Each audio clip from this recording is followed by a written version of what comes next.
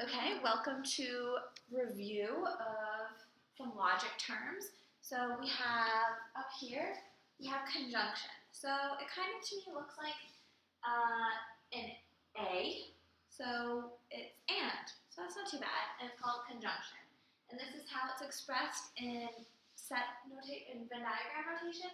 It's just that little middle part, and that's it. It's only when you have two truths, then it's true. Otherwise, it's all false. For disjunction, it's or. It's related to union from sets and probabilities, so it can be in one set, the other set, or both. So this is called disjunction. So it has more truths than and. So disjunction can be true if there's two truths, can be true if there's one true, but it's false if there's two falses, because it wouldn't be in this set or this set, so it's in neither. Exclusive disjunction is pretty similar to that, except that it doesn't include the middle part. So it can be in this set or this set, but not both. So we call that exclusive disjunction, and it's same symbol as disjunction, just with a line under it. In the truth table, if there's two truths, then it's false, because that would be the middle part. And then it's, if there's one true, it's true. If there's one true, it's true. And if there's no truths, it's false. You can notice that it's kind of, so it kind of is weird that there's two truths and it gives a false, but that's just how it is because you can't have the middle. Okay, another term that we learned was implication. So this is if P, then Q is how you can say it. So basically this one's one of the hardest ones we had to learn so far. If P, then Q. If you have two truths, it's true. If it's true and then it's false, because that would mean that your first statement didn't happen or did happen, but your second thing didn't. So the cause happened, but the effect didn't. So that's actually false. And then if the cause didn't happen, but the effect did happen, it's still true. And if they're both false, it's true, which is not really that sensical, but it is, because if the cause didn't happen and the effect didn't happen, you can't say if it's true or false, so you automatically just assume it's true.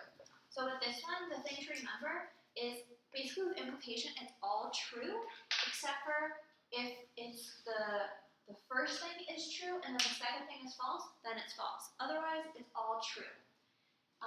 Okay, so some other vocab I put here was an argument is a compound statement with implication.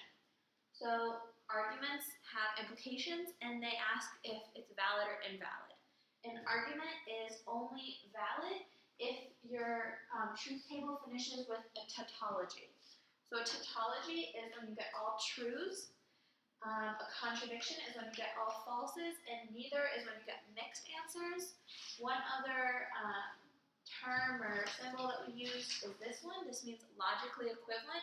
It looks kind of like implication, but this one goes both ways. So as you can notice here from this truth table, we only had two different statements. We had the P statement and the Q statement. So we had true, true, true, false, false, true, false, false. And those four different ways covered all of the possibilities. Can we do the last one without the sum? One second. And then if you have three different statements, P, Q, R, there's 8 different ways of doing it. Because you have three statements, you have 8 different ways. So it can be all true, two truths, one false, two truths, one false, two truths, one false, in the 3 different ways. Then it can be two falses, one true, two falses, one true, two falses, one true, 3 different ways, and then all falses. So try to think of it as breaking it up into these 4 sections. This is when you have 2 truths, this is when you have 2 falses, and then you have one that's all truths and all falses. So that's the 8 different ways. We'll have a test soon, and yeah, that's it for now. Thanks.